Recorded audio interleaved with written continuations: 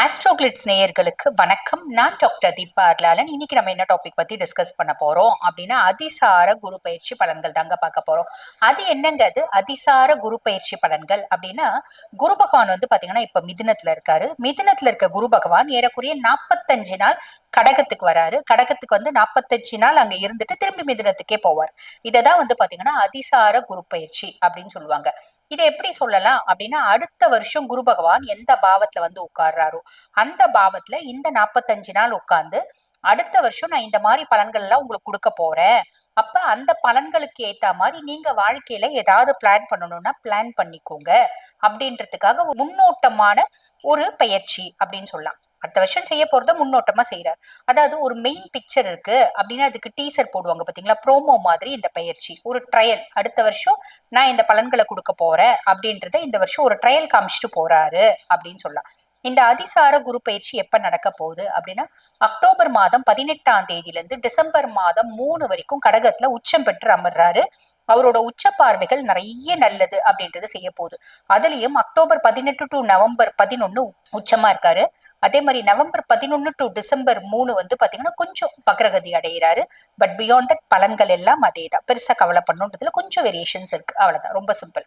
அப்ப இந்த அதிசார குரு பயிற்சி உங்களுக்கு என்னென்ன மாதிரி நற்பலன்கள் கொடுக்க போகுது, நேரம் வேஸ்ட் பண்ணாம சட்டுன்னு பார்த்துடலாம் வாங்க.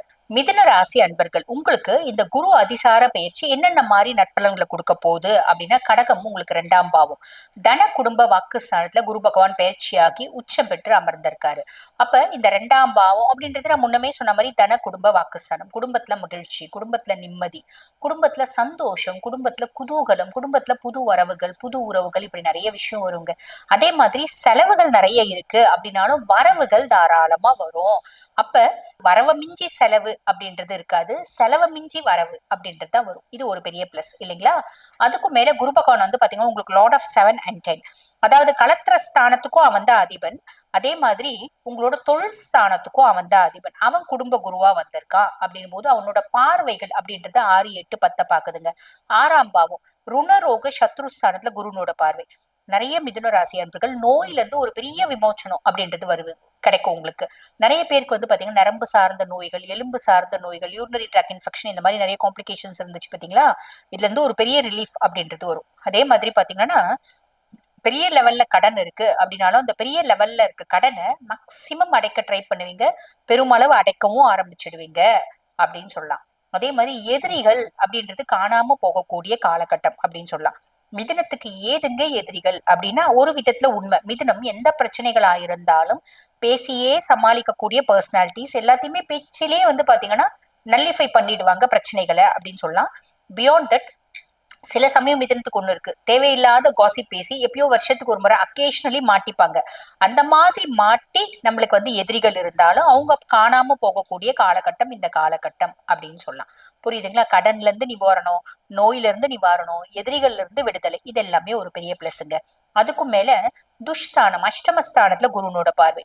சமுதாயத்துல நான் செய்யாத தப்புக்கு, ஏன்னா குரு வந்து பாத்தீங்கன்னா உங்களுக்கு ஜென்ம குருவா தானே இருந்தாரு. தேவையில்லாத சவகாசம் கூடா நட்புனால சில பலருக்கு வந்து பாத்தீங்கன்னா சம் ட்ராப்ல வந்து பாத்தீங்கன்னா மாட்டிக்கந்து, செய்யாத தப்புக்கு அசிங்கம், அவமானம், தலைகுனிவு ஏற்பட்டது. நிறைய மிதுன ராசி பெண்களுக்கு வந்து பாத்தீங்கன்னா உங்க கணவருக்கு உடல் சார்ந்த உபாதைகள், அதனால மனசஞ்சலம், மன கஷ்டம், மன ரீதியான குழப்பம், இது எல்லாத்துல இருந்து ஒரு பெரிய ரிலீஃப் குரு பகவான் சாலிடா கொடுத்துருவாருங்க. இது ஒரு பிளஸ் அப்படின்னு சொல்லலாம்.